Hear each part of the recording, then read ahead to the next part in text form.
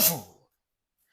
La politique au sens le plus noble consiste à diriger une nation en fonction de principes clairs, en anticipant les défis futurs et en proposant des solutions durables pour le bien-être des citoyens. Mais que se passe-t-il lorsqu'une politique se transforme en un jeu de hasard où la chance devient une grande référence? Une telle politique conduit souvent à la ruine. Et malheureusement, cette tendance se retrouve chez nous où des initiatives mal orientées, telles que la loterie et les paris sportifs, prennent place, sacrifiant ainsi la jeunesse sur l'autel de l'illusion et de la pauvreté. Ces jeux, légitimés et soutenus par le gouvernement, deviennent une source de tentation permanente. Les parieurs se croient les rois de la probabilité, tandis que les joueurs de la loterie se font les prêtres d'un culte de chance. Les publicités omniprésentes ont un seul but: convertir les jeunes à la facilité, début d'une spirale infernale. Exemple, des enfants tout à fait normaux au départ, qui, pris au piège de ces jeux de hasard, commencent à vider le compte mobile money de leurs parents pour alimenter cette addiction. Prenez aussi ces jeunes chômeurs qui, une fois un emploi trouvé, détournent des fonds de leur employeur, parfois à hauteur de millions, pour les anéantir dans les jeux de hasard. Et bien souvent, l'issue est un échec qui les enfonce davantage dans les dettes et la malhonnêteté.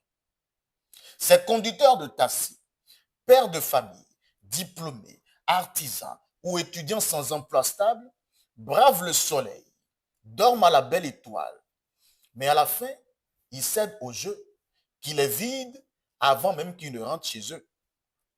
Impossible de nourrir le foyer et d'honorer le bailleur à qui ils doivent verser une journée.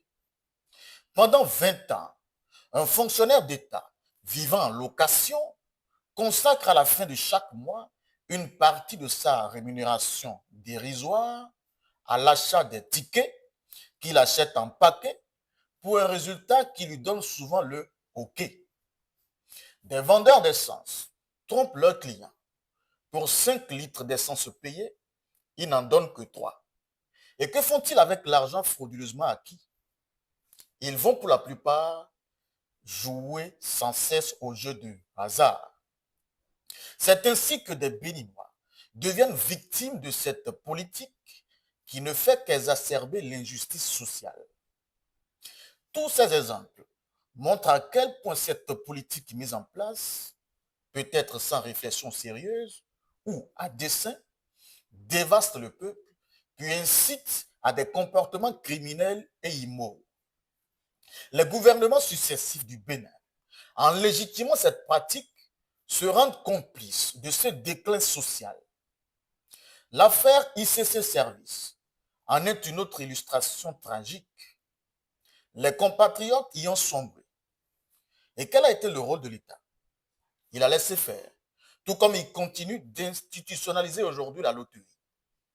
Même si la Loterie nationale du Bénin constitue une source de revenus pour l'État, crée des emplois pour les revendeurs de tickets et soutient des œuvres sociales telles que la santé, l'éducation et les infrastructures, l'impact de ces avantages reste dérisoire face aux dégâts enregistrés.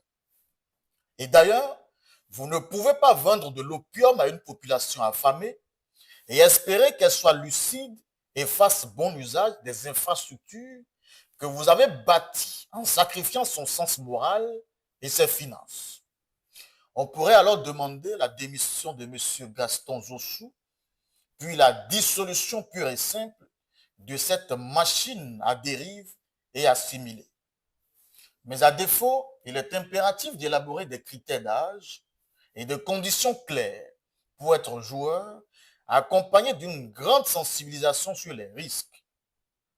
La jeunesse béninoise mérite une politique basée sur l'éducation et l'accès à des opportunités réelles d'emploi.